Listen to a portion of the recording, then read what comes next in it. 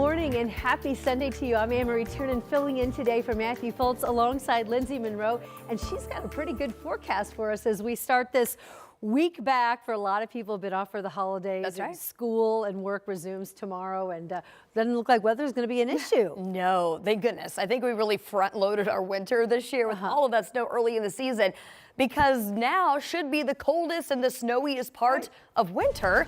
And we're actually looking at daytime highs that'll be 20 to 30 degrees above average this week. Let's start with a look out at the airport this morning, where we've been monitoring some of our departures, and there were several delays out of Indianapolis International. So if you have a flight today, make sure you're double checking your flight app and staying aware of any potential delays you might have. I also wanted to point out with this live NDOT camera, we've had a layer of clouds that rolled in during the overnight, and they've stuck around through sunrise. They will not continue. I will see more breaks in this cloud cover, allowing for more sunshine, and we're already starting to see that.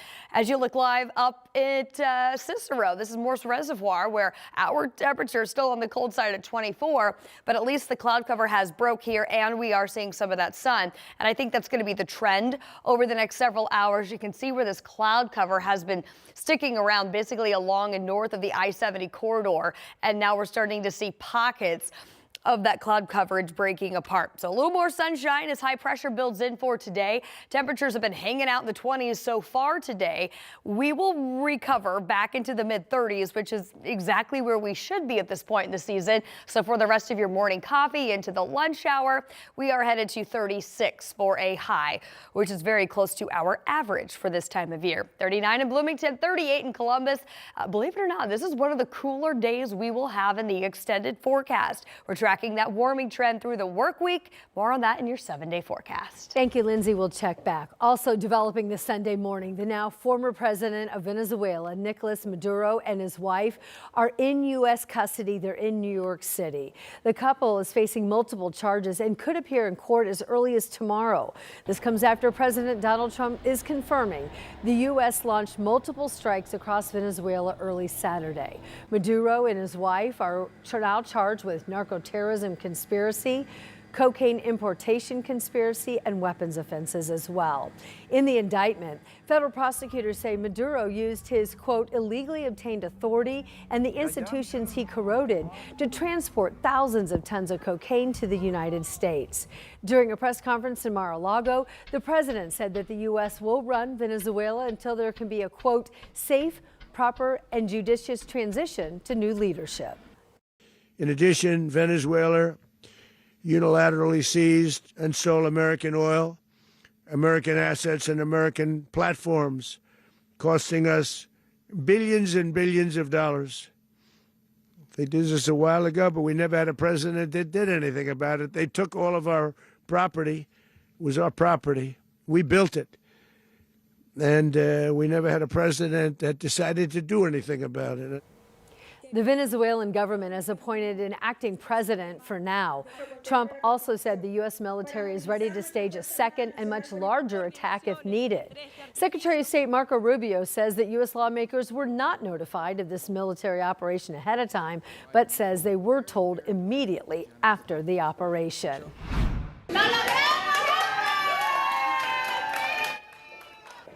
Meantime, many Venezuelans here are celebrating the capture of their former president.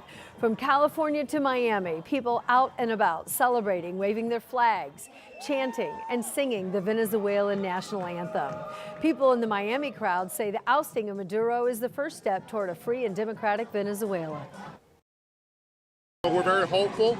There's still a lot of work that needs to get done, but we're still extremely excited and hopeful, and praise God that finally justice is coming.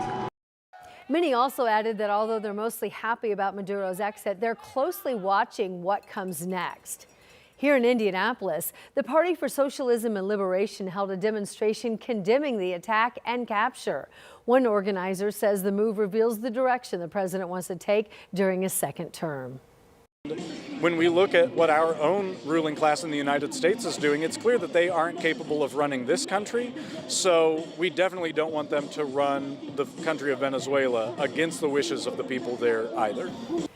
He He also added this demonstration wasn't planned before the attack, but the gathering shows what can happen if people come together to make their voices heard. Also today, we're getting reaction from Indiana lawmakers. Senator Todd Young posting a statement in support of the strike, saying in part, this should be an opportunity to bring Maduro to justice for his many crimes and a day of new hope for the Venezuelan people. He also shared another tweet saying in part, quote, we still need more answers, especially to questions regarding the next steps in Venezuela's transition. As Congress returns to Washington next week, I am eager to work with members of the Trump administration to bring clarity to the situation. Other lawmakers, meantime, pushing back against the strikes. Representative Andre Carson saying in part, quote, Trump's move in Venezuela is a dangerous misuse of taxpayer dollars and an intolerable abuse of power. Only Congress has the power to declare war. This major international story continues to develop every hour, and we'll keep you updated every step of the way on all WTHR platforms. This morning, a tragic ending to the 2-week-long search for a missing teen. First responders here in Indianapolis found the body of 16-year-old R.J. Williams Jr. in the White River. Brandon Schaff talked with the grieving family.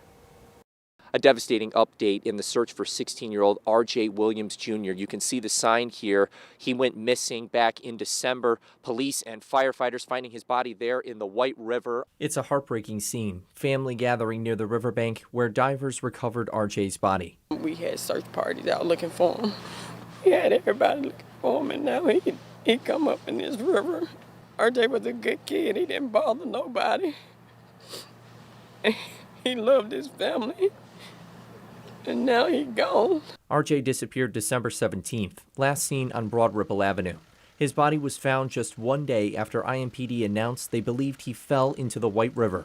The Marion County Coroner's Office will confirm the identity. Police say surveillance video showed R.J. leaving a nearby McDonald's, walking past businesses, and heading toward White River. Social media gave them even more details, clues he could be in danger. His last message he sent was he was walking on the ice, and he actually took a picture of himself out on the ice.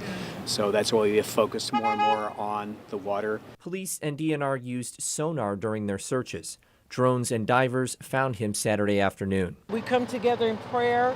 We come together embracing one another and supporting. Family and friends now heartbroken. Patricia Madison says RJ had autism. She works in that field and was his caretaker. I will tell anybody if they have kids with mental disabilities or family members, they need to keep them close and be aware of people's surroundings and their surroundings because they wasn't aware of this water back here. Madison thanked the community for their extensive search efforts. While it wasn't the outcome they wanted, she says RJ being found gives them closure, knowing he's not lost and on his own. Brandon Schaff, 13 News. Right now, the Bureau of Alcohol, Tobacco, and Firearms is offering a reward to catch a gun store burglar in Crawfordsville. The agency posting this picture that you can see the suspect there on the right side of your screen. The ATF says it was December 30th that the suspect went into the running store on US 31 and stole 4 rifles. The ATF and the National Shooting Sports Foundation is offering this $5,000 reward for information that leads to an arrest in the case.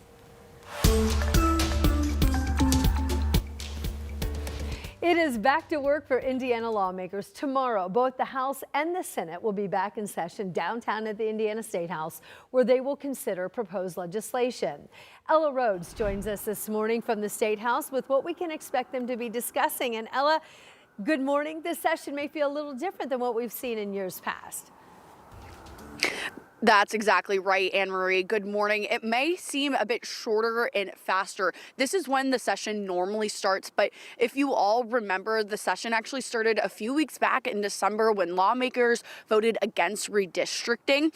But they have a wide range of topics that they're going to start discussing starting tomorrow around 10 a.m. One of those topics being data centers. That's a huge topic of conversation as they return. So companies like Amazon and Google are working on building massive centers in in Indiana. Some communities are fighting the plans, a big concern on how much water those facilities need. One bill in the House would require the Department of Environmental Management to make sure a data center project would not endanger water supplies for communities around central Indiana.